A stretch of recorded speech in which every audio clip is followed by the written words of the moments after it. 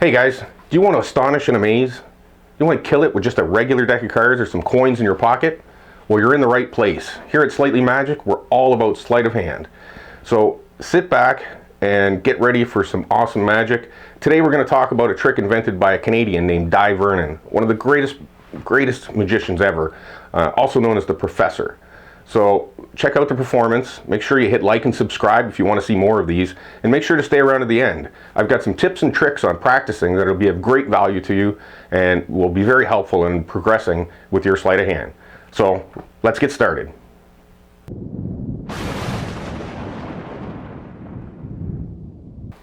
Okay, we're going to talk about a Dai Vernon trick called twisting the aces. So let's check out the performance.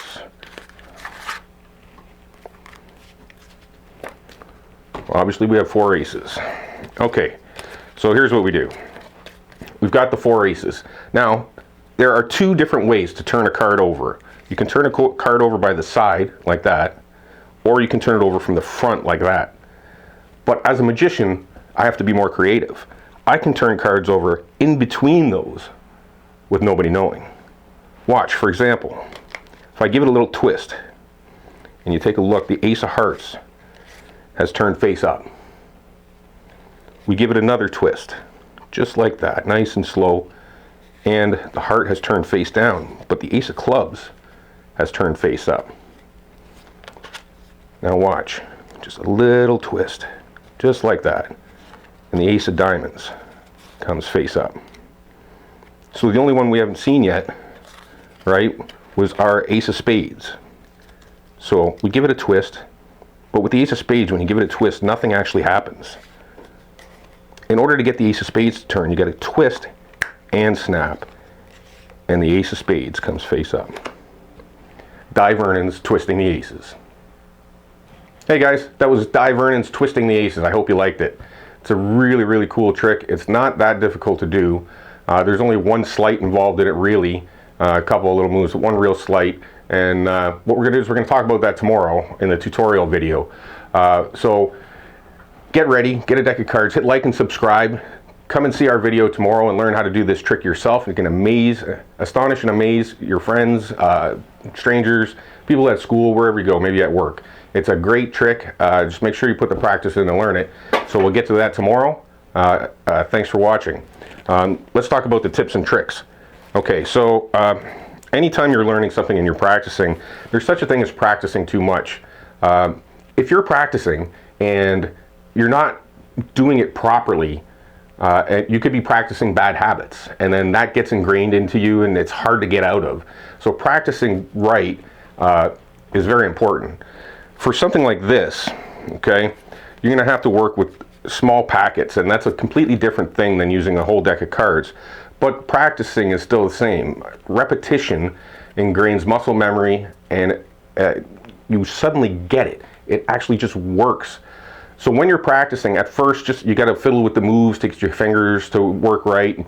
But as soon as it starts to come around, you know, if you spend 20 minutes a day or 20 minutes twice a day, not a whole lot more, because you're not going to retain anything.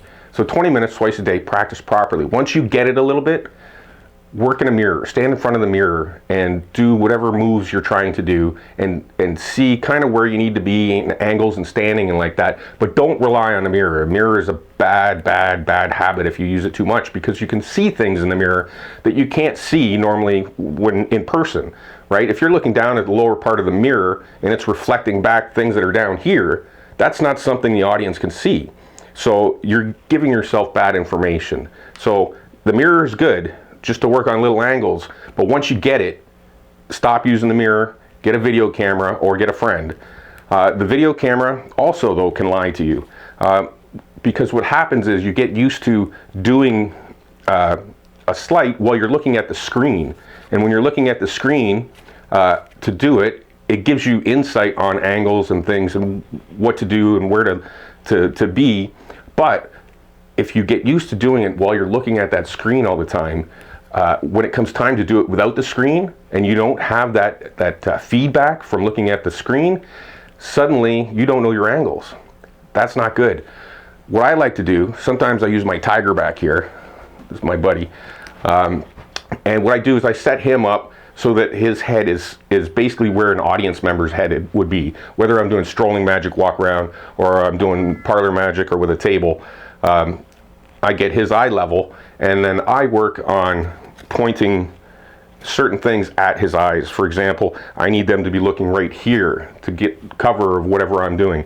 I point that at the tiger's eyes, and I practice without the video camera, doing that for a while.